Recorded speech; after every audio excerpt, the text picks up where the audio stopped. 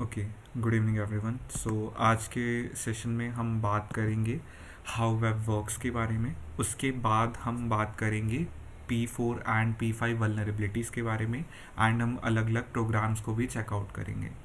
सो हम स्टार्ट करते हैं डायरेक्टली। डे 3 का पहले हम कॉन्टेक्स्ट लेंगे। Day 3, brushing the basics, how web works and understanding vulnerabilities. In last 2 days, the child had learned a lot of new things, but learning comes at a cost, which is forgetting things. अब आखिरी के 2 दिनों में हमने क्या किया है, हमने कुछ नई चीज़ें सीखी हैं। अब कुछ लोगों के लिए वो चीज़ें पुरानी भी हो सकती हैं एंड कुछ लोगों के लिए वो चीज़ें नई भी हो सकती हैं। बट जो लर्निंग है वो आती है एक कोस्ट के ऊपर। मतलब जब भी हम चीज़ों को समझते हैं तो ज़्यादातर चांसेस होते हैं कि हम उसमें से मेजर पोर्शन भूल भी जाते हैं। The child might forget a number of things along the journey. आप भी जैसे जैसे आगे बढ़ते जाओगे तो आप भी कुछ ना कुछ चीज़ें भूलते ही जाओगे। दैट्स वाई ही और she needs to study and revise the basics over the time. As we know, a strong hacker has a strong set of fundamentals. तो ओवर द टाइम हमें अपने बेसिक्स को भी रिवाइज करना होगा and अपने जो फंडामेंटल्स हैं उनको भी स्ट्रॉन्ग बनाना होगा। अब start with understanding vulnerabilities in real life. You can start with level P5 or P4 in the initial stage and increase your level along the journey.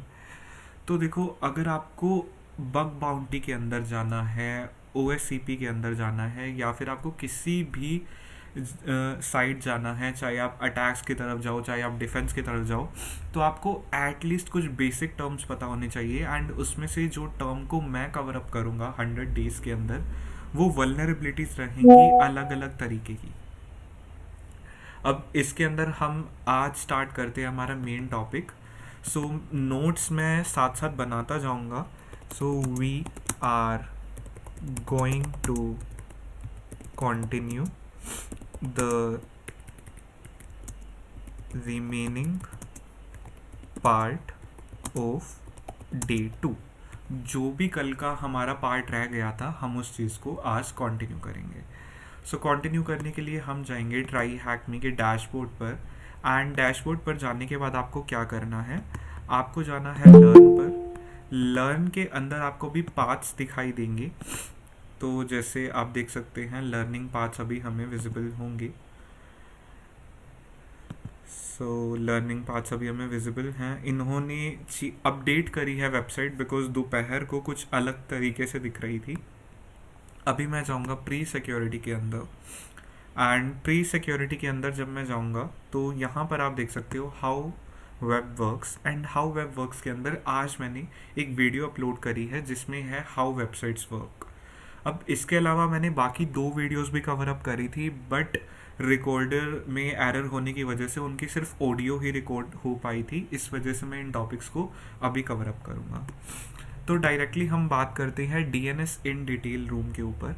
अब पहला क्वेश्चन तो ये आता है कि आखिर डीएनएस होता क्या है। अगर आपको ये नहीं पता कि डीएनएस क्या होता है तो इसकी बेसिक जो टर्म है वो है डोमेन नेम सिस्टम।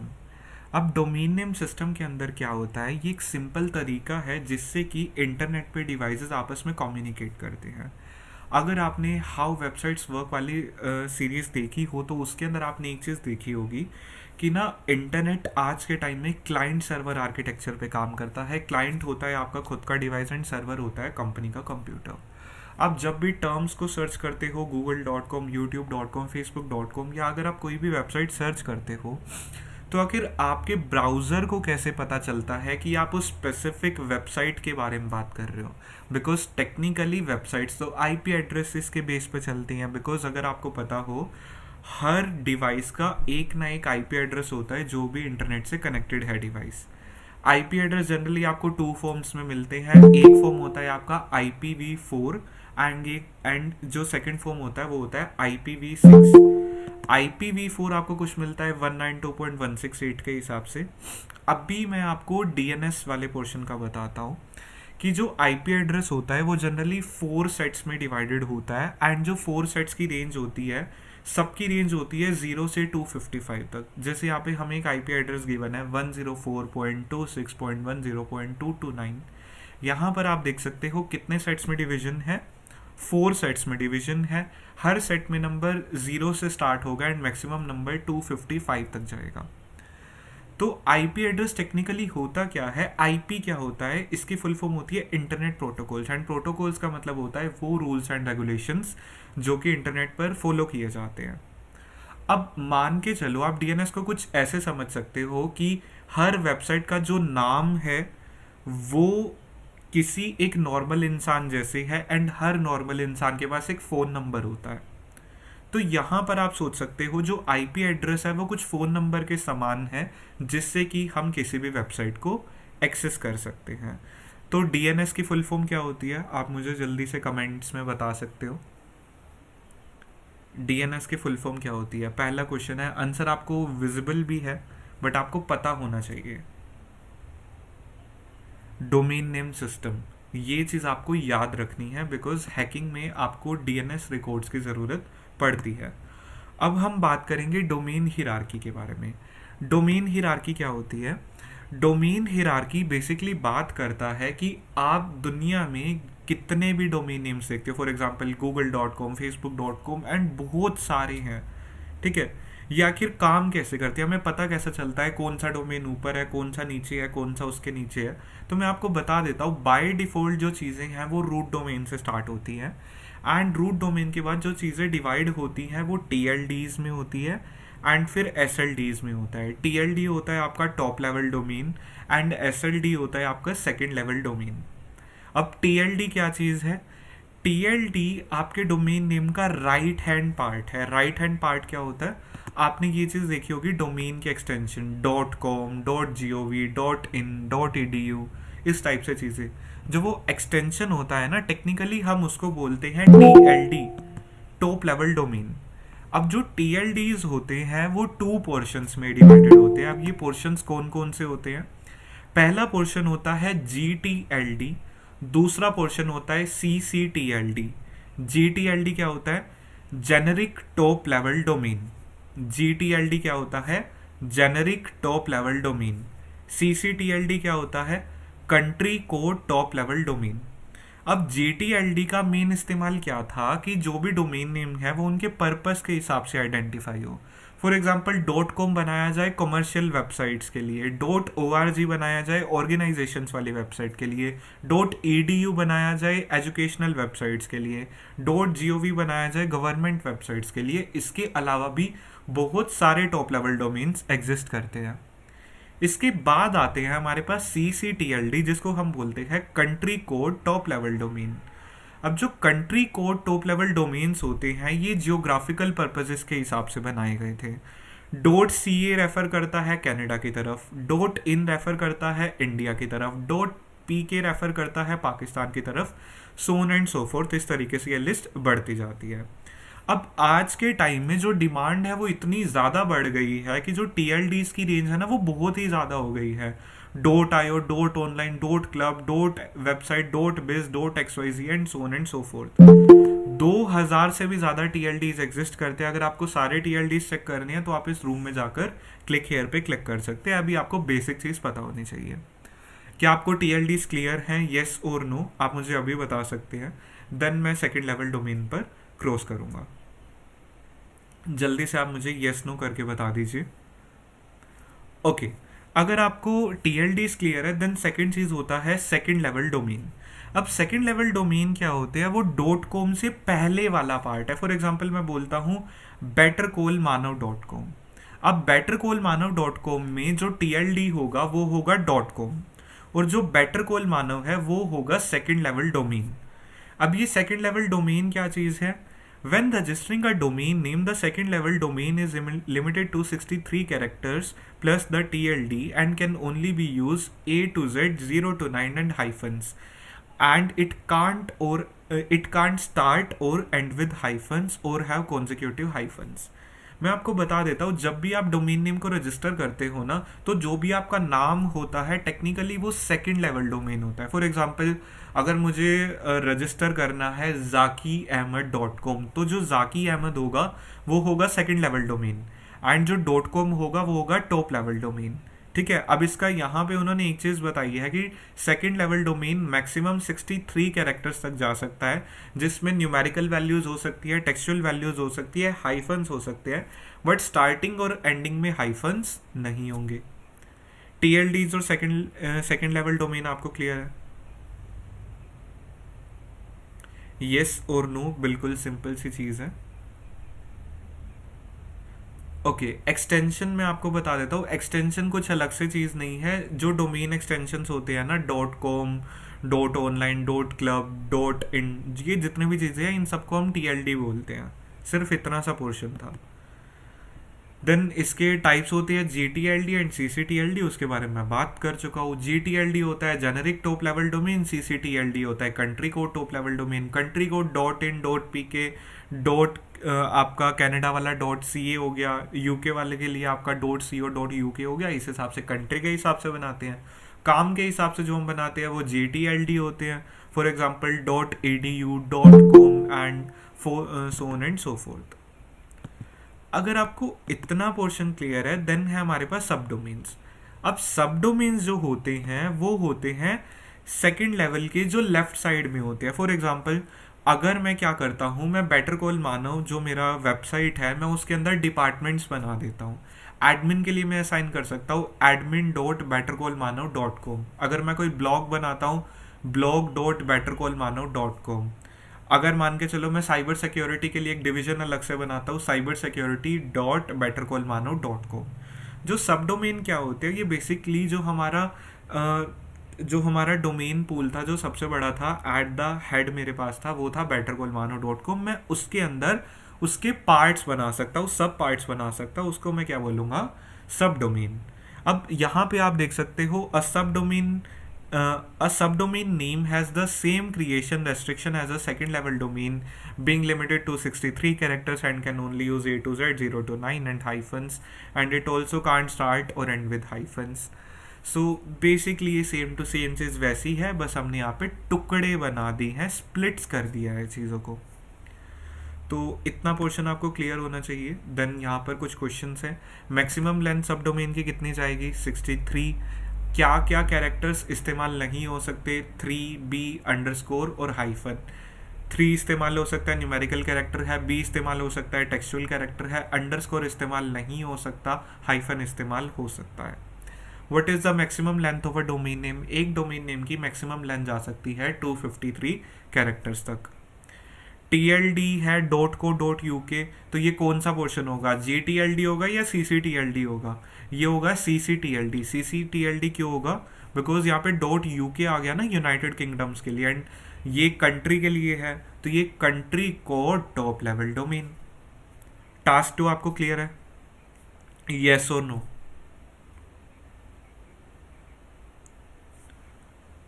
ओके, अगर आपको इतना पोर्शन क्लियर है, देन है हमारे पास टास्क 3, जो कि है रिकॉर्ड टाइप्स। अब जो डीएनएस के जो रिकॉर्ड्स होते हैं ना, उसके अंदर अलग अलग तरीके के रिकॉर्ड्स होते हैं। ठीक है, ये जस्ट किसी वेबसाइट के बारे में ही नहीं है, इसके अलग अलग टाइप्स एग्जिस्ट करते हैं। अब यहाँ पे हम कुछ कॉमन टाइप्स के बारे में बात करेंगे। सबसे पहला होता है हमारे पास ए रिकॉर्ड। ए रिकॉर्ड में हर वेबसाइट या सर्वर से जुड़ा हुआ IPv4 एड्रेस होता है। IPv4 एड्रेस क्या होता है? जैसे 192.168.0.1, ये क्या है? ये एक IPv4 एड्रेस है। ए रिकॉर्ड के अंदर हमारे पास कौन सा रिकॉर्ड सेव होते हैं? IPv4 एड्रेसेस सेव होते हैं। देन होता है हमारा AAAA record, basically 4 times A record. इसके अंदर कौन से एड्रेसेस स्टोर होते हैं? हमारे पास IPv6 एड्रेसेस स्टोर होते हैं। देन इसका एग्जाम्पल आप देख सकते हो, इसका एग्जाम्पल बड़ा है, मैं एक प्रॉपर नेटवर्किंग पे सीरीज बना दूंगा जिसमें मैं प्रोटोकॉल्स, OSI, इस सब के बारे में हम बात करेंगे। Then C name record. अब सी नेम रिकॉर्ड क्या होता है? अब यहाँ पे आपको समझना है कि ये वाले जो रिकॉर्ड होते हैं वो अनदर डोमेन नेम्स पे काम करते हैं। मैं आपको इसका एक एग्जाम्पल बताता हूँ। अगर मैं इस वक्त गूगल पर सर्च करूंगा ना codegrammarly.com, तब वो वेबसाइट ना डायरेक्टली बेटर कॉल मानव पे शिफ्ट हो जाएगी। जिसको यकीन नहीं है, मैं आपको करके दिखाता हूँ। जैसे मैं अभी गया एंड मैंने यहाँ पे लिखा codegrammarly.com एंड मैं यहाँ पे एंटर करता हूँ, तब भी ये वेबसाइट क्या खोलेगी? ये वेबसाइट ज़्यादातर चांसेस है कि ये खोलेगी bettercallmanav.com। अब bettercallmanav.com इसने क्यों खोला? बिकॉज मैंने इसके डीएनएस रिकॉर्ड को चेंज कर दिया था एंड मैंने वहाँ पे रीडायरेक्शन सेट कर दी थी. किस तरीके से मैंने रीडायरेक्शन सेट करी थी? ये रीडायरेक्शन मैंने सेट करी थी सी नेम्स की मदद से. क्लियर हुआ? सी नेम क्या करता है? These records resolve to another domain name. For example, TryHackMe's online shop has the subdomain name store.tryhackme.com which returns a CNAME record shops.shopify.com. Another DNS request would then be made to shops.shopify.com to work out the IP address. Basically हम जा किसी और जगह रहे थे and वो अगर redirect करती है किसी थर्ड पीस पे तो वो चीज़ें सेव होती हैं सी नेम रिकॉर्ड्स के अंदर. देन फोर्थ आता है हमारे पास एमएक्स रिकॉर्ड.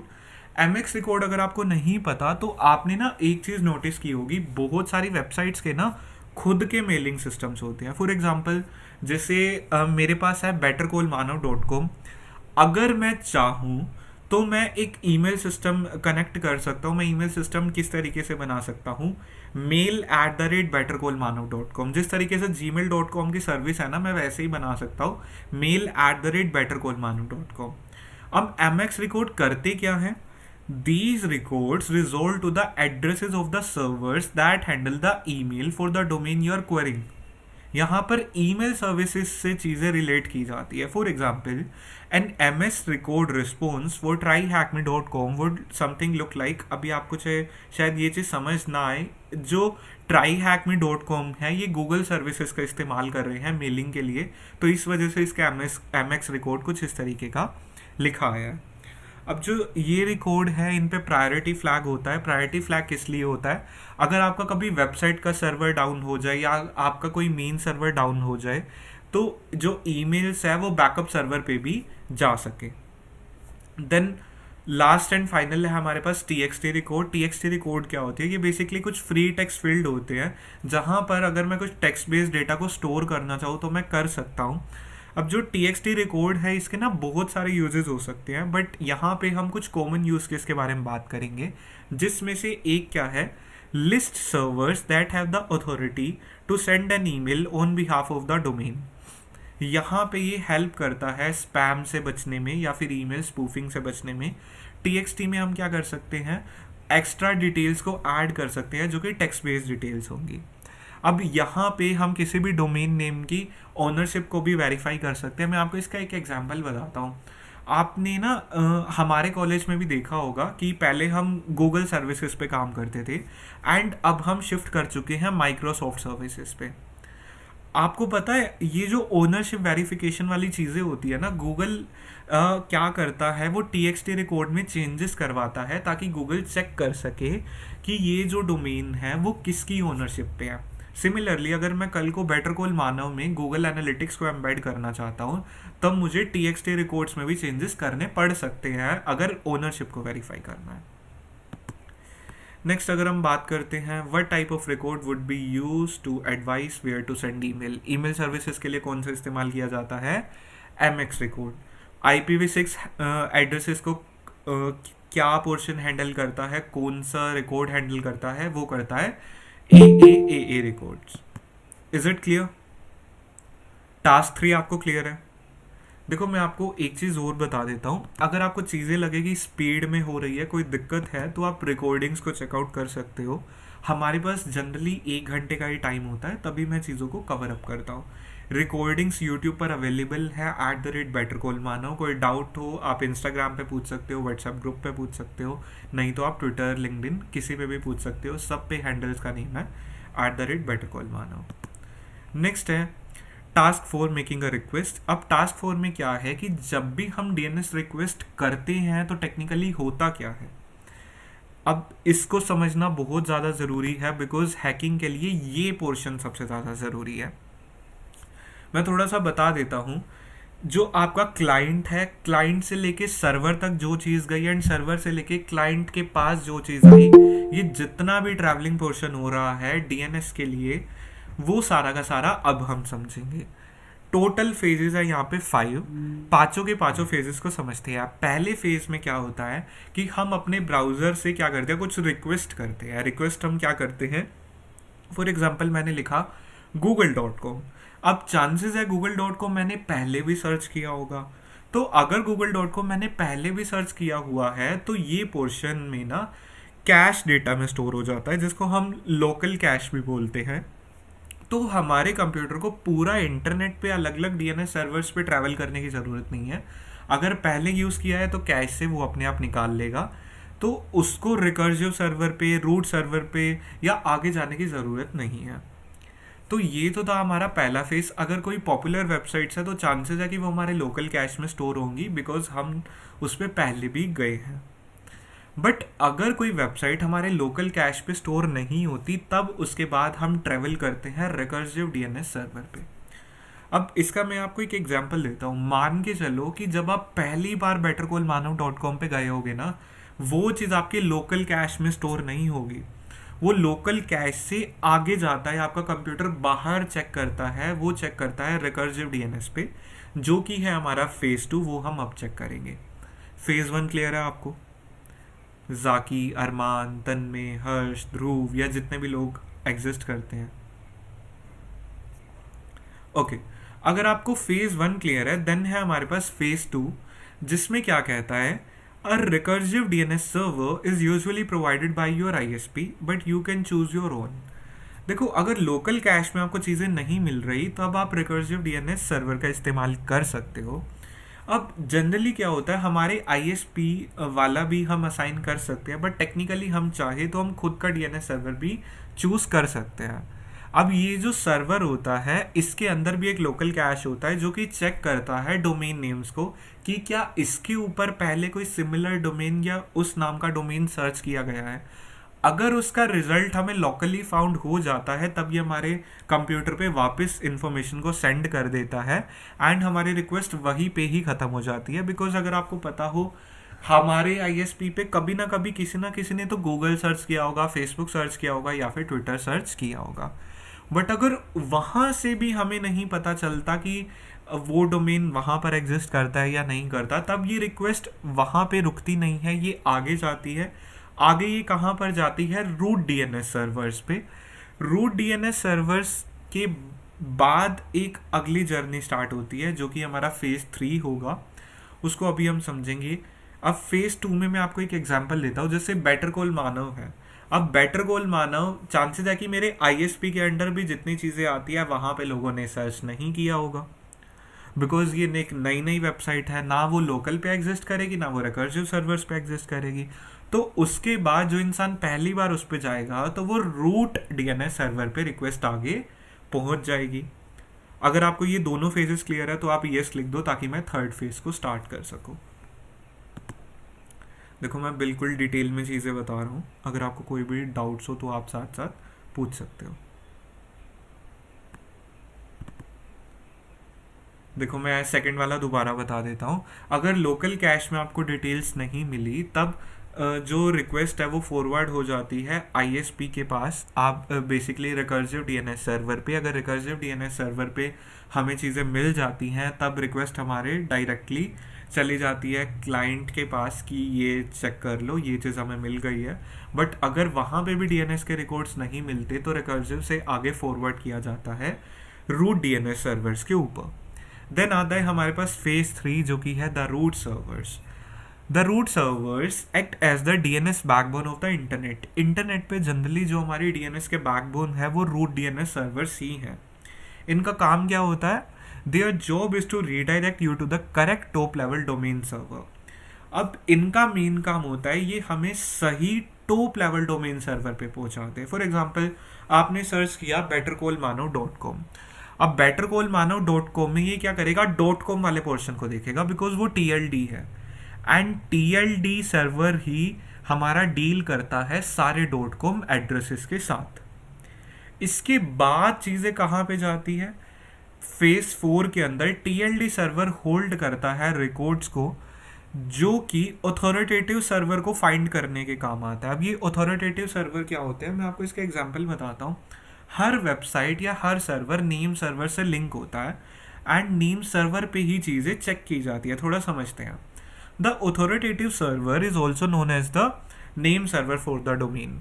अभी जो इसका अगला टास्क है इसी रूम का, उसमें आपको ना ये चीज़ें बहुत बेटर तरीके से समझ आ जाएंगी, बिकॉज एक कमांड एग्जिस्ट करती है जिसको हम बोलते हैं NS लुकअप। हम उसको प्रैक्टिकली करेंगे। सो मान के चलो कि अगर आपने tryhackme.com सर्वर tryhackme के बारे में सर्च किया, तो ना ऑथोरिटेटिव सर्वर या फिर नेम सर्वर पे वो जिस भी कंपनी के साथ रजिस्टर्ड है वो वहां पर उसको शो कर देगा।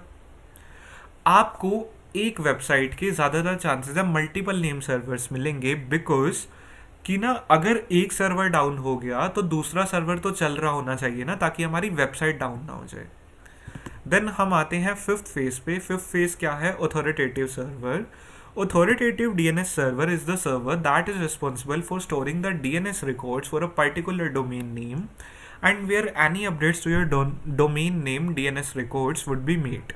अब जो नेम सर्वर है वो रिस्पॉन्सिबल होता है डीएनएस रिकॉर्ड को सेव करने के लिए।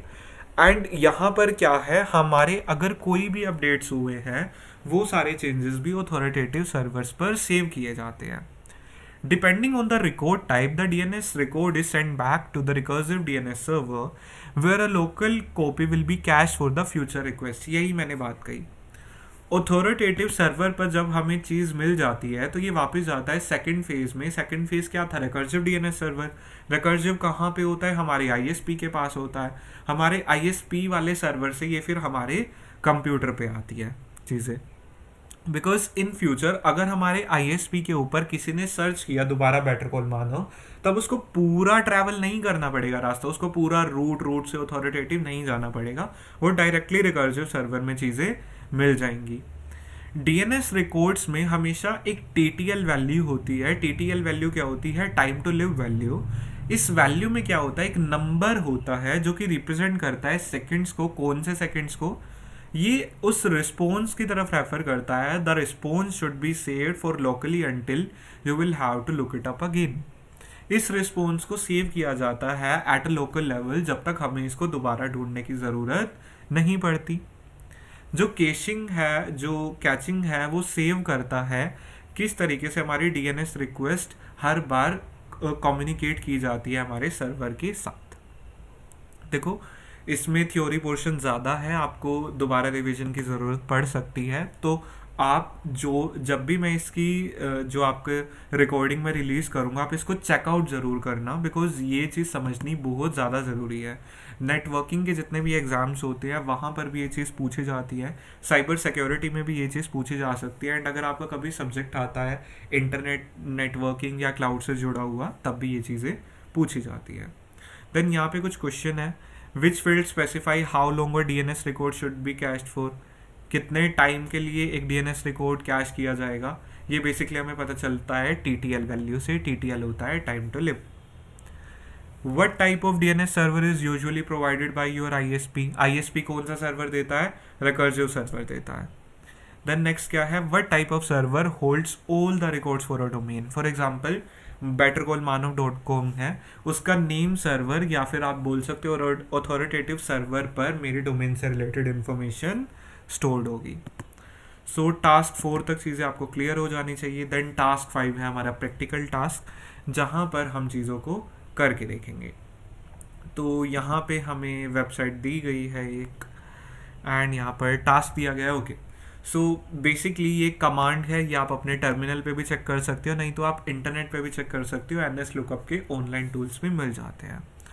अब NS लुकअप जनरली एक ऐसी कमांड है जिसकी मदद से हम DNS रिकॉर्ड्स को फेच कर सकते हैं। सो टारगेट हमें यहाँ पे दिया गया है, what is the C name of the shop.website.thm। Okay, तो मुझे यहाँ पे सब डोमेन लिखना है। सब डोमेन क्या था हमारे पास? शॉप। ओके, एंड मुझे क्या निकालना है? सी नेम निकालना है। तब मैं सी नेम पे जाऊँगा। NS लुकअप ये कमांड नेम है। फ्लैग क्या है? Dash dash type is equal to C name. Input क्या है? shop.website.thm। सेंड रिक्वेस्ट में करूँगा। तब यहाँ पे आप देख सकते हो कि जो सी नेम आया इसका वो है shops.myshopify.com। देन नेक्स्ट क्वेश्चन क्या कहता है कि मुझे txt रिकॉर्ड सर्च करना है, तब मैं txt के ऊपर जाऊँगा। सब डोमेन हमें क्या कहता है? website.thm। तो मुझे कुछ सब डोमेन लिखने की ज़रूरत ही नहीं है, मैं डायरेक्टली सेंड DNS पे जाऊँगा। तब आप देख सकते हो डायरेक्टली इसने website.thm का जो हमारा टेक्स्ट रिकॉर्ड है वो हमें दे दिया है, यहाँ पर एक फ्लैग दिया गया है। इसके बाद हमें एम एक्स रिकॉर्ड चेक करना है, तो एम एक्स रिकॉर्ड पर मैं जाऊँगा, देन मैं यहाँ पे सेंड DNS रिक्वेस्ट करूँगा। तब आप यहाँ पर देख सकते हो कि एम एक्स रिकॉर्ड में जो नंबर है वो 30 दिया गया है, वो न्यूमेरिकल प्रायोरिटी मैंने यहाँ पर लिख दी है। देन है IP एड्रेस पूछा गया है, जो कि A रिकॉर्ड होता है, IPv4 एड्रेस हमें बताना है। तब मैं A रिकॉर्ड पर जाऊँगा एंड सब डोमेन में यहाँ पे लिखूँगा www। आप नीचे देख सकते हो NS लुकअप हमारी कमांड का नाम है, -- टाइप A हमारा है फ्लैग, एंड www.website.thm ये हो गया हमारा वेबसाइट का नेम। मैं सेंड DNS रिक्वेस्ट करता हूँ, यहाँ पर आप इसका एड्रेस देख सकते हो, एंड इसी के साथ ही हमारा ये रूम फिनिश होता है। बहुत सिंपल रूम है, प्रैक्टिस की ज़रूरत है आपको इसके लिए। And NS lookup basic command है, हर एक हैकर को पता होनी चाहिए। इसमें थ्योरी थोड़ी ज़्यादा है, आप वीडियो को दोबारा देख सकते हो या फिर आप इस रूम को खुद भी अटेम्प्ट ज़रूर करना।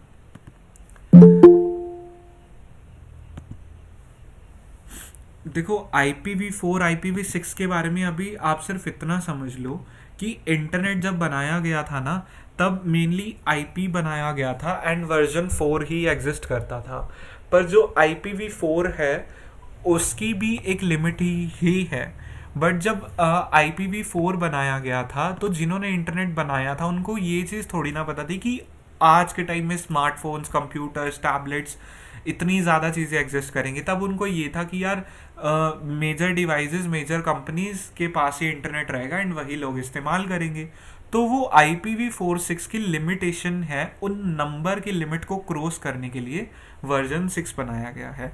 डिटेल में नेटवर्किंग सीरीज आएगी, उसके ऊपर आप पढ़ सकते हो। अभी जस्ट हम इंटरनेट को समझ रहे हैं, ठीक है, चिंता मत करो। अगर आप यहाँ पे देखोगे नेटवर्क फंडामेंटल्स नाम की सीरीज आएगी। अभी हम वेब वर्क समझ रहे हैं। DNS एंड डिटेल हमारा हो चुका है। हाउ वेबसाइट्स वर्क अगर आपको सीखना है तब आप YouTube पे जा सकते हो, मैं यहाँ पर रेफर कर देता हूँ। सो एक रेफरेंस वीडियो मैं आपको बता देता हूँ कि checkout Day 3 recording on YouTube, and इसके अलावा चेक फॉलोइंग वीडियो। सो अभी हम एक बार YouTube पर जाते हैं and so share this tab, YouTube पर हम क्लिक करेंगे। क्लिक करने के बाद अभी हमें चैनल पे ये वीडियो मिल जाएगी। चैनल पे आप देख सकते हो हाउ वेबसाइट्स वर्क। मैं इसका लिंक कॉपी करके मैं पेस्ट कर देता हूँ, आप नोट से इस चीज़ को चेकआउट कर सकते हो। सो एम्बेड वीडियो, इतना पोर्शन आप खुद कर लोगे, DNS वाला और वेबसाइट्स वर्क वाला, ठीक है। देखो www रेफर करता है वर्ल्ड वाइड वेब को, HTTP रेफर करता है हाइपर टेक्स्ट ट्रांसफर प्रोटोकॉल को, ठीक है।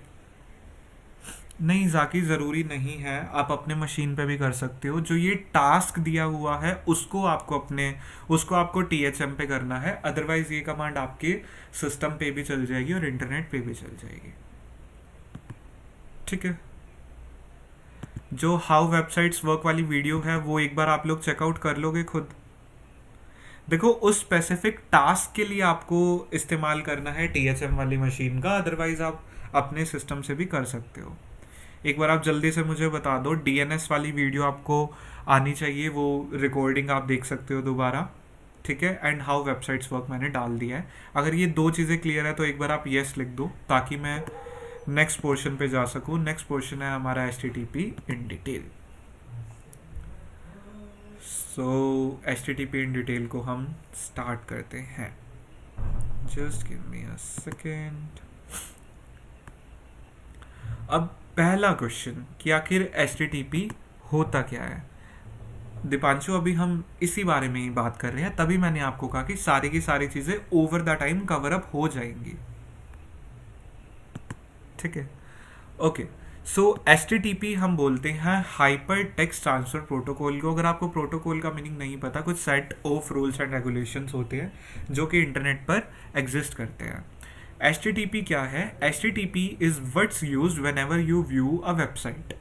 HTTP को बनाया किसने था? टिम बर्नर्स-ली ने एंड उसकी टीम ने। कौन से ईयर में बनाया गया था? 1989 से 1991 के बीच में।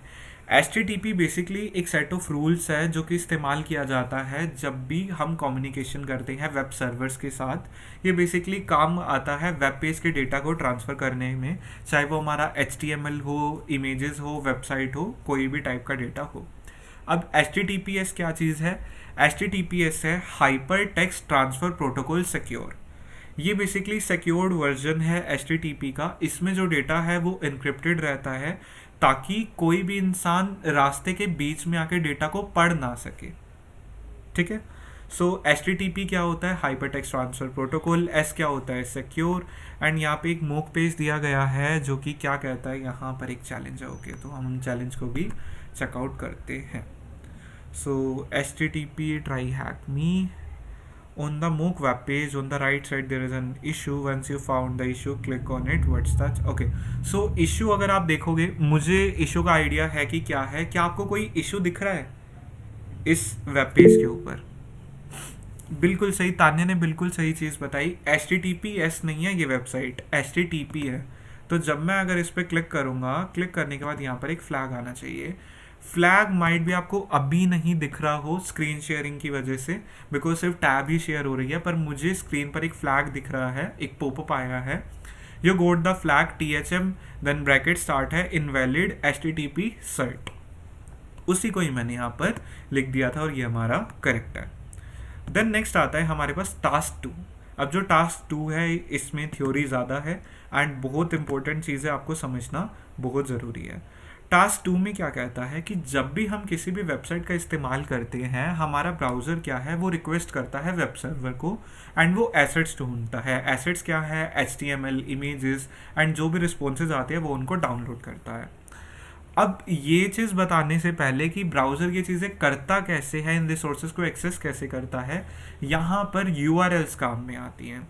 URL की फुल फॉर्म क्या होती है? Uniform resource locator. इंटरनेट पे आप जितनी भी चीज़ें देखते हो ना, photos.google.com/ये/ वो जितना भी पोर्शन है वो होता है आपके पास एक तरीके का URL। अब यहाँ पे क्या कहता है? If you have use the internet you have used a URL before. अगर आपने इंटरनेट चलाया है पहले तो इसका मीनिंग क्या है कि आपने URL का इस्तेमाल किया ही किया है। A URL is predominantly an instruction on how to access a resource on the internet। एक URL बेसिकली एक तरीके की इंस्ट्रक्शन है जो कि हमारा वेब ब्राउज़र देता है इंटरनेट को कि आखिर जो भी चीज़ हम एक्सेस कर रहे हैं वो किस तरीके से हमारे पास आएगी। यहाँ पर एक ये इमेज दी गई है जो कि प्रॉपर एक फॉर्मेट को बताती है। सबसे पहले स्कीम लिखी जाती है, बेसिकली हमारा प्रोटोकॉल होता है HTTP:// उसके बाद यूज़र को स्पेसिफाई किया जाता है। देन @ के बाद आपके होस्ट नेम या डोमेन नेम को स्पेसिफाई किया जाता है। देन कोलन लगा के अगर हम किसी स्पेसिफिक पोर्ट का इस्तेमाल करते हैं तब पोर्ट लिखा जाता है। देन स्लैश के बाद हम पेजेस के पाथ को लिख सकते हैं तो वो पाथ लिखा जाता है। अगर हमने कुछ क्वेरी लगानी है, मान के चलो कि मैंने कोई डेटाबेस अटैच कर रखा है, तो डेटाबेस में से अगर मुझे पहले रिकॉर्ड को देखना है तो मैं ID = 1 वाले पोर्शन में हम क्वेरी स्ट्रिंग बोलते हैं। एंड फ्रेगमेंट होता है एक आपका अलग से पोर्शन, उसमें जैसे कि ये टास्क 3 है तो #task3 तरीके से रिप्रेजेंट किया जाता है। इसको हम देखते हैं स्कीम क्या है। ये बेसिकली इंस्ट्रक्शन देती है कि कौन सा प्रोटोकॉल इस्तेमाल किया गया है, FTP, HTTP, HTTPS या इसके अलावा कोई और। यूज़र क्या होता है? कुछ सर्विसेज होती है जहाँ पे हमें लॉगिन करना पड़ता है यूज़र नेम और पासवर्ड से। जनरली वो चीज़ URL में डोमेन नेम से पहले @ से पहले हम लिखते हैं। होस्ट क्या होता है? वो डोमेन नेम या वो IP एड्रेस जो कि सर्वर का होता है जिसको हम एक्सेस करना चाहते हैं। पोर्ट क्या होता है? आप कुछ ऐसा समझ सकते हो कि एक वेब सर्वर एक महल के जैसा है एंड पोर्ट उसका दरवाज़ा है जिसके थ्रू हम ट्रैवल करते हैं। नेक्स्ट क्या चीज़ है? पाथ। पाथ आप सोच सकते हो कि उस महल के अंदर अलग अलग कमरे हैं, उस तक जाने के रास्ते को हम पाथ बोलते हैं। आपका कोई भी फाइल का नाम, कोई भी लोकेशन जिसको हम एक्सेस करने का ट्राई कर रहे हैं किसी भी रिसोर्स को, हम उसको पाथ बोलते हैं। क्वेरी स्ट्रिंग क्या होती है? ये बेसिकली कुछ बिट ऑफ इंफॉर्मेशन होती है जो कि पाथ की तरफ भेजी जाती है, ठीक है। तो ये क्वेरी स्ट्रिंग बहुत ज़्यादा इम्पोर्टेंट होती है अगर हमें अगर हमें कुछ स्पेसिफिक इंफॉर्मेशन चेकआउट करनी है। देन फ्रैगमेंट क्या होता है? फ्रैगमेंट बेसिकली एक रेफरेंस होता है लोकेशन के लिए। ये एक्चुअल पेज जहाँ पर हम रिक्वेस्ट भेजते हैं ये उसको रेफर करता है। कॉमनली ये पेजेस के लिए इस्तेमाल किया जाता है जिसमें बहुत सारा कंटेंट होता है एंड हम सिर्फ पेज के स्पेसिफिक पार्ट पे ही जाना चाहते हैं। तो इस तरीके से ये हमारा यूआरएल का स्ट्रक्चर था। आप इसको ध्यान से देख सकते हैं, आप रिकॉर्डिंग में भी जाके इस पोर्शन को देख सकते हैं, नहीं तो आप इसको ट्राई हैक मी पर खुद अटेम्प्ट भी कर सकते हैं। कोई आपको डाउट हो तो आप कमेंट्स में पूछ सकते हैं, otherwise Instagram, WhatsApp and Twitter पर आप जा सकते हो। सो नेक्स्ट पोर्शन हमें क्या कहता है? Making a request. जब भी हम कोई भी रिक्वेस्ट डालते हैं हमारे वेब सर्वर पे तो कुछ वो ना एक लाइन में होती है एंड जनरली वो दो पोर्शंस में डिवाइड होती है। किस तरीके से यहाँ पे लिखा गया है? get/http/ एक वर्जन नंबर दिया गया है। रिक्वेस्ट दो टाइप्स की होती है, एक होती है गेट और एक होती है पोस्ट। ये मैं एज अ बेस बता रहा हूँ, इसके अलावा अगर रिक्वेस्ट होंगी तो वो अभी आपको आगे आ जाएंगी, ठीक है। तो अभी हम सिर्फ बात करेंगे गेट और पोस्ट के बारे में।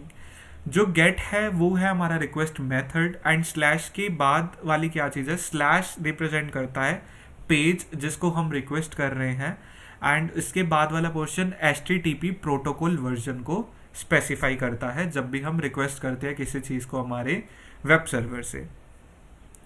नेक्स्ट हमें क्या चीज़ कहता है? एक बेटर वेब एक्सपीरियंस के लिए हमें और भी डेटा को भेजना होता है। जो ये डेटा होता है, जो भी जाता है, उसको हम हेडर्स बोलते हैं। एंड मैं मजाक नहीं कर रहा, हेडर्स नाम की चीज़ आपको बहुत अच्छे से पता होनी चाहिए।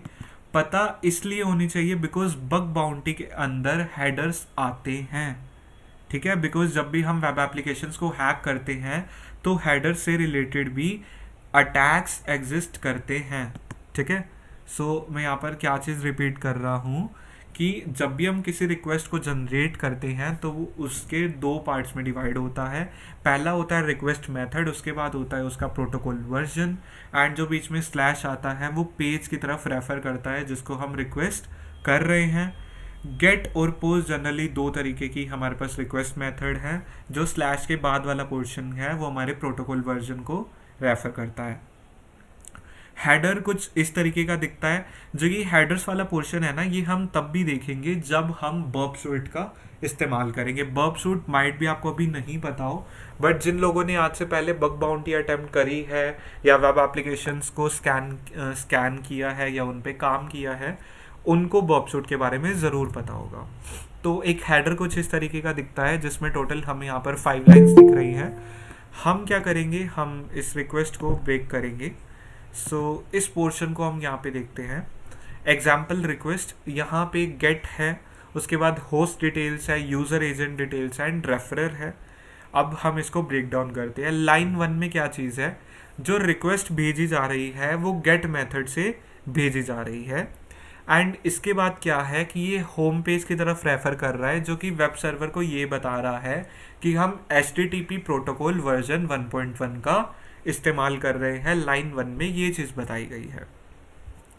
देन नेक्स्ट पोर्शन है लाइन 2, जिसमें क्या चीज़ बताई गई है? वेब सर्वर के बारे में बताया गया है जिसको हम एक्सेस करना चाहते हैं। We tell the web server what we want the website tryhackme.com। हम क्या चीज़ चाहते हैं? हम tryhackme.com को एक्सेस करना चाहते हैं।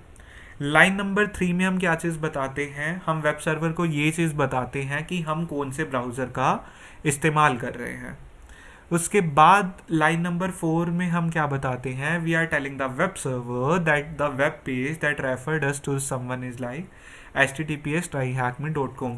रेफरर वाले पोर्शन में हम ये चीज़ बताते हैं कि आखिर हम किस चीज़ की तरफ रेफर कर रहे हैं। देन लाइन 5 में क्या कहता है? HTTP request always end with the blank line to inform the web server that the request has finished। तो blank line आपको दिखेगी नहीं बिकॉज ये खाली होती है। ब्लैंक लाइन रेफर क्या करता है, ये वेब सर्वर को ये बताता है कि हमारे हेडर की जो भी रिक्वेस्ट है वो फिनिश हो चुकी है।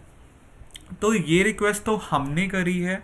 अब सर्वर भी अपनी रिक्वेस्ट, सर्वर अपना रिस्पॉन्स भेजता है क्लाइंट की तरफ। अब रिस्पॉन्स को भी आपको समझना ज़रूरी है, बिकॉज जब आप बग बाउंटी करोगे बग सूट के अंदर आपको क्लाइंट साइड और सर्वर साइड दोनों कोड को चेक करना है। तो रिस्पॉन्स क्या आता है हमारे पास, रिस्पॉन्स को भी अब हम ब्रेक डाउन करेंगे। So to break down each line of the response, line one में क्या है, HTTP प्रोटोकॉल का इस्तेमाल किया गया है, बताया गया है 1.1 जो कि इस्तेमाल किया है सर्वर ने। जिसके बाद आपको एक स्टेटस कोड दिखाई दे रहा है। स्टेटस कोड के बारे में हम आगे बात करेंगे। अगर आपको स्टेटस कोड पहला जो अभी जानना चाहिए वो है 200 ओके क्या रेफर करता है कि जो हमारी रिक्वेस्ट है वो कंप्लीट हो चुकी है। लाइन नंबर 2 ये बताता है कि वेब सर्वर कौन से सॉफ्टवेयर का इस्तेमाल करता है एंड उसका वर्जन नंबर क्या है। सर्वर यहाँ पे एनजिंग्स है एंड उसका वर्जन नंबर है 1.15.8। देन लाइन नंबर 3 में क्या बताता है, करंट डेट, टाइम और टाइम जोन बताता है सर्वर का। इससे हमें ये चीज़ पता चलता है कि आखिर सर्वर कहाँ पर एग्जिस्ट करता है।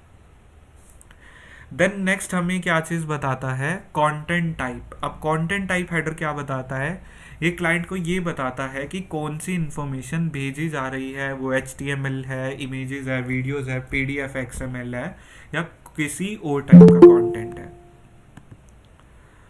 ओके, सो अगर आपको इतना पोर्शन क्लियर है देन उसके बाद हमें क्या चीज़ बताता है, लाइन नंबर 5। लाइन नंबर 5 में हमें कंटेंट की लेंथ बताता है। ये हमें क्या चीज़ बताता है, ये क्लाइंट को बताता है how long the response is, this way we can confirm no data is missing. ये कंटेंट लेंथ की मदद से ये चीज़ बताता है कि कितना लंबा रिस्पॉन्स है एंड क्या हम कोई डेटा मिस तो नहीं कर रहे ना। लाइन नंबर 6 में हमें क्या चीज़ बताता है, ये हमें HTTP रिस्पॉन्स बताता है, जो कि ये ब्लैंक लाइन है जो कि कंफर्म करती है कि हमारा HTTP रिस्पॉन्स इतना पूरा हो चुका है।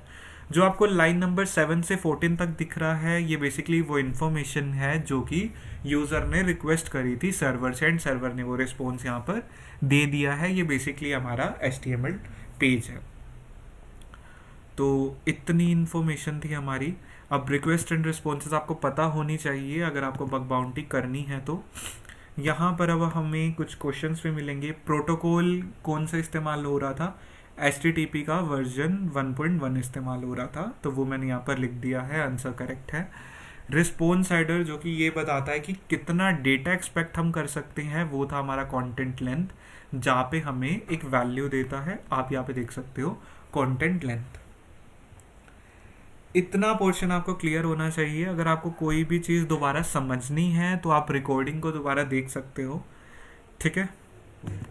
सो देन है हमारे पास टास्क 3 जो कि हमें बताता है HTTP मेथड्स। अब ये बेसिकली उन मेथड्स को कवर अप करता है जिसके बारे में हम ऊपर बात कर रहे थे। जो HTTP मेथड्स है ये एक ऐसा तरीका है जिससे कि क्लाइंट का पता चलता है कि कौन से एक्शन हम करना चाह रहे हैं जब भी हम एक HTTP रिक्वेस्ट को इनिशिएट करते हैं। अब यहाँ पे क्या बताता है कि टेक्निकली HTTP मेथड्स कई सारे होते हैं, पर हम यहाँ पे कॉमन वंस की बात करने वाले हैं। मोस्टली जिन मेथड से हम डील करेंगे वो गेट और पोस्ट मेथड ही होते हैं। पहला हमें क्या बताता है, गेट रिक्वेस्ट। गेट रिक्वेस्ट में क्या होता है, ये बेसिकली इस्तेमाल किया जाता है जब हमें वेब सर्वर से कुछ इन्फॉर्मेशन लेनी होती है।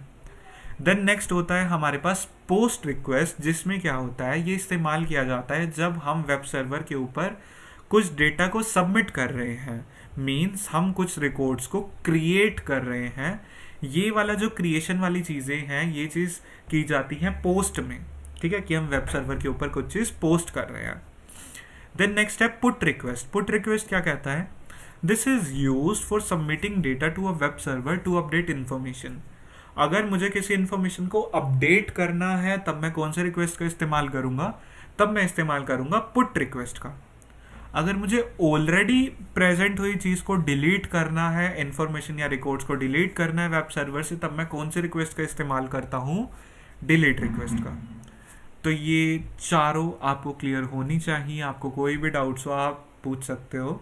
देन अभी हम डायरेक्टली कुछ क्वेश्चंस का आंसर करते हैं।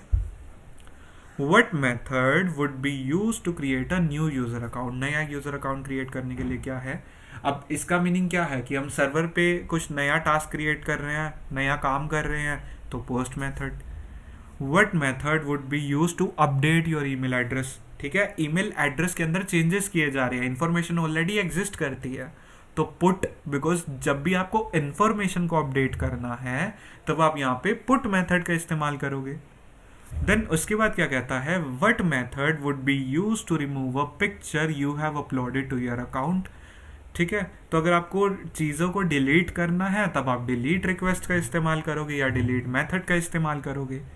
कौन से मेथड का इस्तेमाल किया जाएगा, जब आपको किसी न्यूज़ आर्टिकल को देखना है तब आप गेट का इस्तेमाल करोगे। तो ये चारों आपको क्लियर होने चाहिए, इनके यूजेस भी आपको क्लियर होने चाहिए। अगर आपको यहाँ तक क्लियर है, एक बार आप क्लियर लिख दो ताकि मैं फिर टास्क 4 पर जंप कर पाऊँ।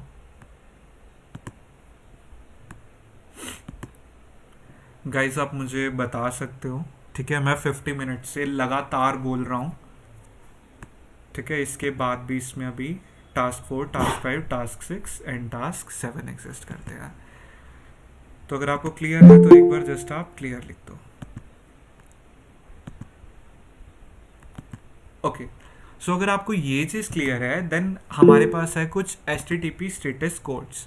अब ये जो HTTP स्टेटस कोड्स है, टेक्निकली आपको ना बेसिक कोड्स याद होने चाहिए अगर आप बग बाउंटी करते हो तो, ठीक है। अगर आप बग बाउंटी नहीं भी करते तो इन जनरल भी आपको स्टेटस कोड्स के बारे में पता होने चाहिए। पता क्यों होने चाहिए, बिकॉज इससे आप वेब सर्वर के बारे में बहुत सारी चीज़ों पे जान सकते हो। अब यहाँ पे क्या कहता है, in the previous task you learn that when a HTTP server responds, the first line always contains a status code informing the client of the outcome of their request and also potentially how to handle it। जब हमने responses को check किया था तब हमें एक बात समझ आई थी कि स्टेटस कोड हमारे पास सबसे पहले आते हैं एंड वो हमें ये बताते हैं कि आखिर सर्वर कहना क्या चाह रहा है या फिर करना क्या चाह रहा है एंड उसको हम हैंडल किस तरीके से करेंगे। स्टेटस कोड्स को हम जनरली 5 अलग अलग रेंजेस में डिवाइड कर सकते हैं। 100 से 199 आता है हमारा इंफॉर्मेशन रिस्पॉन्स में, 200 से 299 वाले आते हैं हमारा सक्सेस वाला, 300 से 399 वाले होते हैं हमारे रीडायरेक्शन, 400 से 499 वाले होते हैं हमारे पास क्लाइंट एरर्स, 500 से 599 वाले होते हैं हमारे पास सर्वर एरर्स। तो अब मान के चलो कि जब आप इंटरनेट का इस्तेमाल कर रहे हो एंड आपका इंटरनेट में आपको लग रहा है कि यार मेरा तो इंटरनेट सही चल रहा है, बट आप जब किसी वेबसाइट को चला रहे हो तब वहाँ पर वो वेबसाइट सही से रिक्वेस्ट नहीं कर रहा, ठीक है, वो सर्वर सही से चीज़ें नहीं कर रहा। तो जब सर्वर सही से चीज़ें नहीं करेगा तो कौन सी रेंज का इस्तेमाल किया जाएगा, क्लाइंट को कैसे पता चलेगा कि सर्वर एरर्स दे रहा है। जल्दी से आप चैट बॉक्स में मुझे बताइए कौन सी रेंज का इस्तेमाल किया जाएगा। अगर आपको पता हो तो कल या परसों ट्राई हैक मी कुछ टाइम के लिए डाउन हो गया था, ठीक है, मैंने व्हाट्सएप ग्रुप पे भी आप लोगों से पूछा था कि आप लोग ट्राई हैक मी एक्सेस कर पा रहे हो या नहीं कर पा रहे। पहले मुझे लगा था कि क्लाइंट एरर है, सिर्फ मेरे ही एंड पे नहीं चल रहा, बाद में पता चला कि सर्वर एरर है। तो सर्वर एरर होता है तो कौन सी रेंज आती है, 500 से 599। अगर आपके पास रिस्पॉन्स कोड 500 से 599 नहीं आता और रिस्पॉन्स कोड आता है 400 से 499, तो इसका मीनिंग क्या है, एरर किसकी तरफ से है, आप मुझे जल्दी से बताएंगे चैट बॉक्स में। एरर किसकी तरफ से है, क्लाइंट साइड की तरफ से। ओके, सो अभी हमने बात करा है क्लाइंट एरर के बारे में, सर्वर एरर के बारे में। देन मैं आपको एक और पूछूंगा जो कि हमारा आज का लास्ट पोर्शन होगा। कल हम हाउ वेब वर्क्स को कंटिन्यू करेंगे। कंटिन्यू इसलिए करेंगे बिकॉज ना ये टॉपिक रियलिटी में बहुत बड़ा है एंड इस टॉपिक के बिना मैं बग बाउंटी वाले पोर्शन को ढंग से स्टार्ट नहीं कर सकता, बिकॉज जब मैं टूल्स का इस्तेमाल करवाऊंगा, बर्ब स्विट जैसे टूल्स का, तब आपको पता तो होना चाहिए कि एक रिक्वेस्ट कैसे दिखती है, एक रिस्पॉन्स कैसे दिखता है, आपको उसको रीड करना आना चाहिए। अगर वेबसाइट सही तरीके से इस काम कर रही है तो कौन सी रेंज आपके रिस्पॉन्स की तरफ से आएगी, कौन सी रेंज सर्वर की तरफ से आएगी, बिल्कुल सही तरीके से चल रही है, आपने जो मांगा आपको वही मिल गया। तो यहाँ पर जो रेंज आएगी वो रेंज होगी 200 से 299। आपको ये चीज़ें याद होनी चाहिए, मैं मजाक नहीं कर रहा। Bug bounty, networking, web, cloud, इनसे रिलेटेड हर फील्ड में ये कोड्स काम आते हैं। आज हमने टास्क 4 तक ही किया है, कल हम इस पेज को कंटिन्यू करेंगे। ठीक है, यहाँ पर हमने क्या चीज़ आना है, HTTP इन डिटेल को। अभी मैं एक बार थोड़ा सा एक चेकलिस्ट जैसे हम चेक करते हैं ना, हम यहाँ पर चेक कर लेते हैं। DNS इन डिटेल, ये वाला पोर्शन हमारा कंप्लीट हो चुका है। हाउ वेबसाइट्स वर्क, ये पोर्शन हमारा कंप्लीट हो चुका है। जिसने भी हाउ वेबसाइट्स वर्क नहीं देखा, मैं आपको रिकमेंड करूँगा कि आप इस वीडियो को ज़रूर चेकआउट करो, बिकॉज इसके अंदर मैंने ये पूरा का पूरे रूम का वर्क थ्रू कवर अप किया है। अगर मैं बात करता हूँ HTTP इन डिटेल का, तो आज हमने ये room almost half cover up कर लिया है। कल हम HTTP इन डिटेल को फुली कंप्लीट कर लेंगे एंड उसके बाद पुटिंग इट ऑल टुगेदर को कंप्लीट करने के बाद हमारा हाउ वेब वर्क्स कंप्लीट हो जाएगा। इतना पोर्शन आपको क्लियर होना चाहिए। एक बार मैं स्क्रीनशॉट लेके हाउ वेब वर्क्स में इसको कवर अप कर देता हूँ। D3 and just give me a second.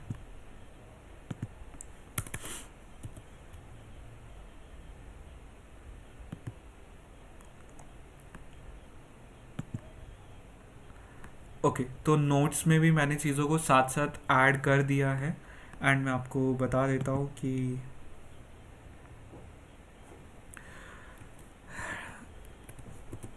room named as HTTP in detail and putting it all together will be covered in day 4। Okay, सो इसके बाद हम बात करेंगे P4 एंड P5 वल्नरेबिलिटीज़ के बारे में। अब मुझे आप इतनी बात बताइए, आपने अब तक वल्नरेबिलिटीज़ वाली चेकलिस्ट चेक करी है? जिसने भी चेक नहीं करी, मैं उनको बता देना चाहता हूँ, 100 डेज ऑफ हैकिंग वाले चैलेंज में मैंने यहाँ पर वल्नरेबिलिटीज़ को लिस्ट करना स्टार्ट कर दिया है। क्या आपको इनके बारे में पता है, येस और नो? मैं बहुत बेसिक से चीज़ पूछ रहा हूँ, ठीक है। एंड मैं आपको ये चीज़ क्लियर कर रहा हूँ कि सिर्फ पता होने से कुछ नहीं होता। देखो, जिसका भी जवाब नो है या ऑलमोस्ट है, मैं यहाँ पे आपको एक चीज़ क्लियर कर रहा हूँ कि यूट्यूब चैनल पे मैंने सारी की सारी वीडियोस बना रखी हैं इनसे रिलेटेड। ऐसा कोई भी कंटेंट नहीं है जो मैं आपको पढ़ा रहा हूँ एंड मैंने बना नहीं रखा उससे रिलेटेड कंटेंट। आप जाकर चेक कर सकते हो, HTML injection, click jacking, week password policy, exit जियो लोकेशन, डेटा नोट स्ट्रिप वाला, उसके बाद broken link hijacking, text injection vulnerability. ये सारी चीज़ें आपको पढ़नी ज़रूर है, बिकॉज जब तक आपको ये ही नहीं पता होगा वल्नरेबिलिटीज़ के बारे में, आप कंटेंट कवर अप कैसे करोगे? ठीक है, तो चेकलिस्ट आप ओवर द टाइम चेक करते रहना, बिकॉज चेकलिस्ट ये मैं डेली अपडेट करने वाला हूँ। एंड मेरा टारगेट यहाँ पर ये है कि जैसे 100 डेज है ना, तो एटलीस्ट हम मान के चलो कि 80 to 100 वल्नरेबिलिटीज़ तो हम कवर अप कर ही ले। ठीक है, बिकॉज हमें वेब एप्लीकेशंस के बारे में ज़रूर सीखना है। इतना पोर्शन आपको क्लियर है?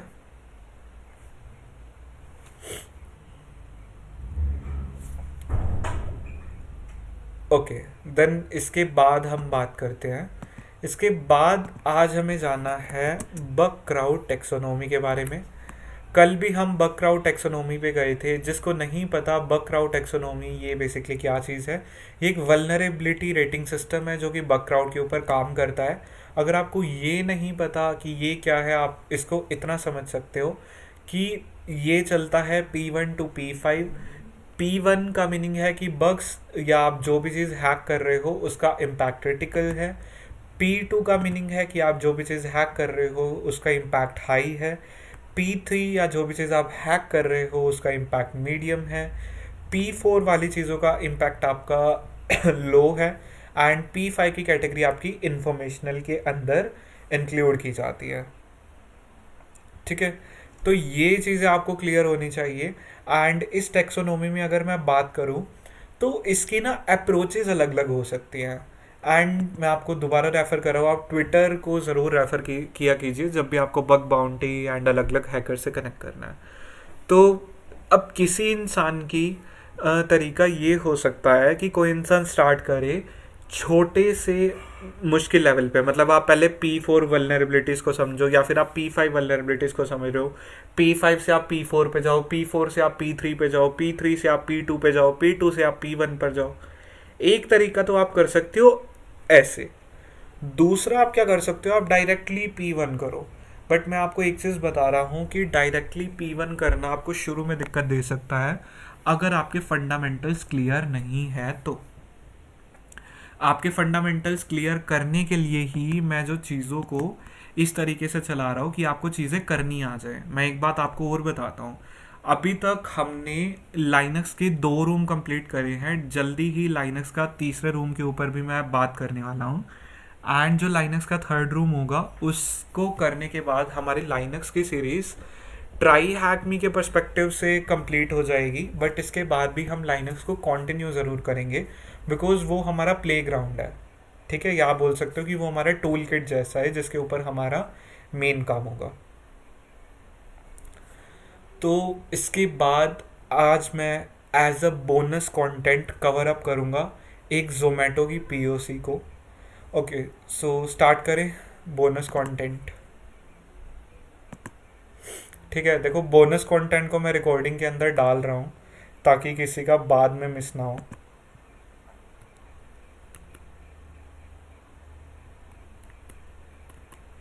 So just give me a second. So bonus content Zomato POC watch recording। Okay, so Zomato POC के बारे में हम बात करते हैं। पीओसी क्या क्या चीज़ होती है, किसको पता है किसको नहीं पता, येस और नो? आप जल्दी से मुझे बताइए। अगर आप मुझे ये बताएंगे तभी मैं जोमेटो पीओसी को सर्च करूँगा। सो एक हैकर है, उन्होंने बग निकाला था। Meet Filmora 11, the video editor okay, that can do more. मैं डायरेक्टली उन्हीं की रिपोर्ट को यहाँ पर चेकआउट करता हूँ। सो रिपोर्ट आपको इस वक्त विजिबल होगी। ओके, अब तक जो आपकी अप्रोच रहेगी, हाँ, पीओसी जिसको नहीं पता, पीओसी हम बोलते हैं प्रूफ ऑफ कॉन्सेप्ट को लेके, कि जब भी हम किसी ऑर्गेनाइजेशन को हैक करते हैं, कोई भी वल्नरेबिलिटी हम डिस्कवर करते हैं, तब वहाँ पर क्या चीज़ की जाती है, वहाँ पर कंपनी को किस तरीके से रिपोर्ट किया जाता है या उस वल्नरेबिलिटी को आपने कैसा ढूंढा, वो सारी की सारी चीज़ें आप एक पीओसी के अंदर बताते हो। सो यहाँ पर मैं इसका रेफरेंस दे देता हूँ। देखो, आप लोग नोट्स को ज़रूर चेक करना, बिकॉज अगर आप नोट्स को चेक करोगे तभी आपको चीज़ें अच्छे से समझ आएंगी। सो हम स्टार्ट करते हैं। अब यहाँ पर अगर हम इस पीओसी को देखें तो इसकी बाउंटी कितनी दी गई है, आप लोग खुद बताओगे। बाउंटी कितनी है इसकी? $200। $200 आज के टाइम में कितनी करेंसी होती है? बग इजी है, मैं मजाक नहीं कर रहा, बहुत इजी बग है ये। हाँ, अराउंड 16,000 से हल्का सा ऊपर ऊपर। अब हम बात करते हैं इस वल्नरेबिलिटी के बारे में। वल्नरेबिलिटी बेसिकली है हमारी PII लीक। अब ये PII लीक क्या है, अभी के लिए आप बस इतना समझ लो कि सेंसिटिव डेटा लीक हो रहा था। अब सेंसिटिव डेटा लीक अगर हो रहा था तो आपको कैसे पता चलेगा, या फिर इस हैकर ने इसको किस तरीके से निकाला? तो अब हम इस चीज़ को चेकआउट करते हैं। चेक करने के लिए हम जाएंगे एक्सकालीड्रॉ के ऊपर एंड यहाँ पर हम डिस्कस करते हैं। तो जब भी हम किसी वेबसाइट को हैक करते हैं, मान के चलो कि मेरा टारगेट है bettercallmanav.com को हैक करने का, तो हैक करने के लिए आप सबसे पहले क्या चीज़ करोगे? आपका पहला काम क्या रहेगा इस वेबसाइट को हैक करने के लिए?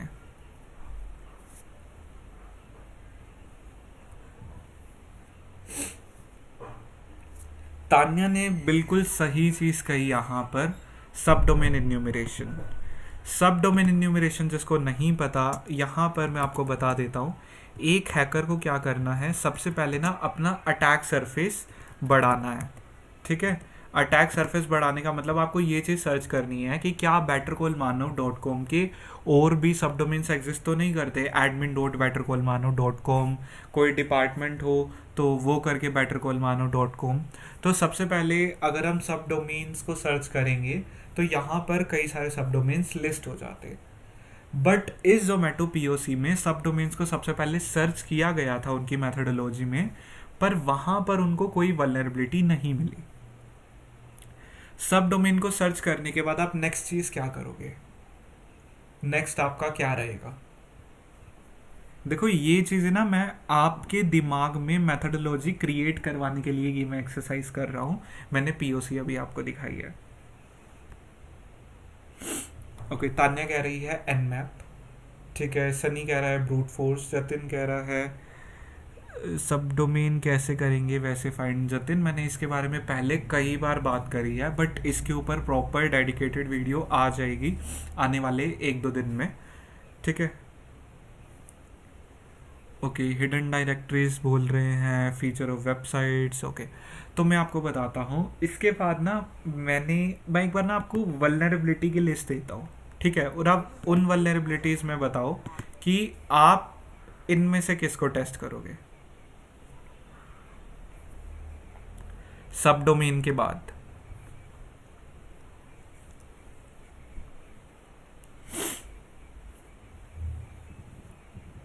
जाकी ने बिल्कुल सही बोला, बिल्कुल करेक्ट, ब्रोकन लिंक्स को। देखो आपने क्या किया, आपने सब डोमेन्स तो चेक कर लिए, पर आपने एक चीज़ और चेक नहीं करी कि क्या इस वेबसाइट पे कुछ ऐसे वेब पेजेस एग्जिस्ट करते हैं जो कि सही तरीके से चीज़ों से लिंक ही नहीं है। क्या पता उनके सोशल मीडिया अकाउंट सही से लिंक ना हो, क्या पता कि उन्होंने कुछ यूआरएल्स क्रिएट तो कर रखे हैं बट वो खाली है, या फिर वो हाईजैक हो सकते हैं। तो सब डोमेन इन्यूमरेशन के बाद आप ट्राई आउट कर सकते हो ब्रोकन लिंक्स को चेक करने का। क्या आपको ब्रोकन लिंक चेक करने आते हैं, यस और नो? ओके, ब्लैक हैट कह रहे हैं नो, तान्या कह रही है यस, ध्रुव कह रहे हैं no, Sunny no, Arman no, Krishna no, Jatin yes, Sunil no. Okay, so जिसको भी चेक नहीं करने आते, हम चलेंगे वापस यूट्यूब पर। यूट्यूब की जर्नी पर चलते चलते हम गए एक अच्छे यूट्यूब चैनल पे जो कि है बेटर कॉल मानो, ठीक है। इसके ऊपर जाने के बाद यहाँ पर क्या आपको ब्रोकन लिंक हाईजैकिंग की वीडियो दिखाई दे रही है? ब्रोकन लिंक हाईजैकिंग से आप देख सकते हो कि मैंने मेंशन कर रखा है यहाँ पर 22,000 रुपीज़ की बाउंटी का आपको बेसिकली चेक करने हैं ब्रोकन लिंक्स, ठीक है। तो आप उस वीडियो को देख सकते हो, वहाँ पे टूल्स के बारे में बात की गई है। डिस्क्रिप्शन में मैंने मीडियम और भी टूल्स की तरफ रेफ़र कर रखा है मीडियम के आर्टिकल के अंदर। अभी अगर मैं बात करता हूँ तो आपको क्या करना है, आप ब्रोकन लिंक हाईजैकिंग वाली वीडियो को देख सकते हो, बट मेरी अप्रोच क्या रहेगी सब डोमेन इन्यूमरेशन के बाद कि मैं ब्रोकन लिंक्स को चेक करूँ। Check broken links. Broken links को भी चेक करने के बाद हमें यहाँ पर कुछ नहीं मिला था, बिकॉज जब हैकर ने ब्रोकन लिंक्स को चेक किया उस दिन कोई ब्रोकन लिंक नहीं थे। बट इसके बाद एक ऐसी चीज़ है जो मैंने अब तक मेंशन नहीं करी, वो है आज के tip, check third party links. अब ये थर्ड पार्टी लिंक्स क्या होते हैं, हम इसके बारे में बात करते हैं। सब डोमेन्स आपने चेक कर लिए, ब्रोकन लिंक्स चेक कर लिए, पर थर्ड पार्टी लिंक्स माइट भी आपने चेक ना किए हो। एक वेबसाइट में बहुत बार थर्ड पार्टी सर्विसेज भी इंटीग्रेट होती हैं एंड उसके अंदर एक कॉमन सर्विस होती है ऑनलाइन स्टोरेज की। ऑनलाइन स्टोरेज अगर आपको पता हो कि कंपनीज़ में कई बार क्या होता है, कॉल रिकॉर्डिंग्स होती हैं, ठीक है। अगर आपने कभी भी किसी कस्टमर केयर पे कॉल किया तो वो आपको कई बार बताते भी हैं कि हम क्या कर रहे हैं, हम कॉल रिकॉर्डिंग्स को सेव कर रहे हैं। तो जोमेटो ने उस दिन क्या गलती करी थी, जोमेटो का एक थर्ड पार्टी लिंक था गूगल ड्राइव पे, ठीक है। एंड बाऊजी ने क्या कर रखा था, zomato.com के ही एक सब डोमेन के अंदर थर्ड पार्टी लिंक एक्टिवेट कर रखा था कॉल रिकॉर्डिंग का, कि जो कॉल रिकॉर्डिंग्स है वो उस जगह पर अवेलेबल थी। यहाँ पर आप देखते हैं, सो यहाँ पर स्क्रीनशॉट को हाइड कर लिया गया है एंड टारगेट्स को भी हाइड कर दिया गया है, ताकि कोई हैकर या फिर कोई अटैकर मिसयूज़ ना करे चीज़ों को। एक बार हम यहाँ पे मान लेते हैं कि हम इस इमेज को देख पा रहे हैं। There is the link to access Zomato logos, this redirected me to a Google Drive page. Logo जहाँ पर जोमेटो का सेव था, उन्होंने उसका सोर्स चेक किया तो उनको गूगल ड्राइव का एक पेज मिला जहाँ पर सिर्फ लोगोस की डिटेल्स ही नहीं थी, वहाँ पर किस चीज़ की डिटेल्स थी, कस्टमर केयर के रिकॉर्डिंग्स की, जिसके अंदर सेंसिटिव इन्फॉर्मेशन थी। क्या क्या इन्फॉर्मेशन थी, कस्टमर के मोबाइल नंबर, कस्टमर की नेम, उन्होंने कौन सा खाना ऑर्डर किया था, ऑर्डर आईडीज़ क्या है। अगर आपको ऑर्डर आईडीज़ पता हो तो और भी चीज़ों के बारे में एक्सेस की जा सकती है चीज़ें, बिकॉज अगर आपको पता हो आज के टाइम में रिलेशनल डेटाबेस मैनेजमेंट सिस्टम होते हैं। तो यहाँ पर कुछ इस टाइप की चीज़ें डिस्क्लोज हो रही थी एंड कुछ स्क्रीनशॉट्स दिए गए हैं, हम उनको देख नहीं सकते, और वहाँ से हम रिकॉर्डिंग फोल्डर्स में जाकर रिकॉर्डिंग्स को चेकआउट कर सकते हैं। तो वहाँ पर उस हैकर को 35 रिकॉर्डिंग्स मिल गई थी जिसमें सेंसिटिव इन्फॉर्मेशन डिस्क्लोज हो रही थी, ठीक है। यहाँ पर कुछ स्टेप्स टू रिप्रोड्यूस भी दिए गए हैं। अगर आप उस लिंक पे जाओगे तो गूगल ड्राइव लिंक खुलेगा जो कि लोगोस के लिए है, एंड लोगोस के साथ साथ आप रिकॉर्डिंग फोल्डर में जा सकते हो जहाँ पर कस्टमर केयर की रिकॉर्डिंग्स अवेलेबल थी। तो यहाँ पर आप इसका इम्पैक्ट देख सकते हो। Sensitive PII disclosure, basically personal information disclose हो रही थी जो कि बहुत ज़्यादा सेंसिटिव थी, एंड इसके बाद ही यहाँ पर $200 की बाउंटी दी गई। इसकी सेवरिटी थी मीडियम, एंड जो वीकनेस है वो है clear text storage of sensitive information. आपको कुछ आइडिया लगा? अगर आपको चीज़ें समझ नहीं भी आई ना, अभी भी आप एक मेथडोलॉजी अपने माइंड में बना सकते हो कि आप सबसे पहले सब डोमेन्स को इन्यूमरेट करोगे, आप ब्रोकन लिंक्स को चेक करोगे, ब्रोकन लिंक्स के बाद आपको थर्ड पार्टी लिंक्स ज़रूर चेक करने हैं, ठीक है। सो आज का बोनस सेक्शन ये था, मैं मजाक नहीं कर रहा। 100 डेज में आपको रैंडमली बोनस सेक्शंस मिलेंगे, ठीक है। एंड कई बार बोनस सेक्शंस लाइव रिकॉर्डिंग्स में नहीं आएंगे, यूट्यूब पर नहीं आएंगे। तो अभी मैं एक बार रिकॉर्डिंग को ऑफ कर रहा हूँ एंड मैं कुछ चीज़ों को डिस्कस करूँगा। ओके, सो रिकॉर्डिंग्स को ऑफ करने में 5 4 3 2 1 go. Thank you so much, have a great day.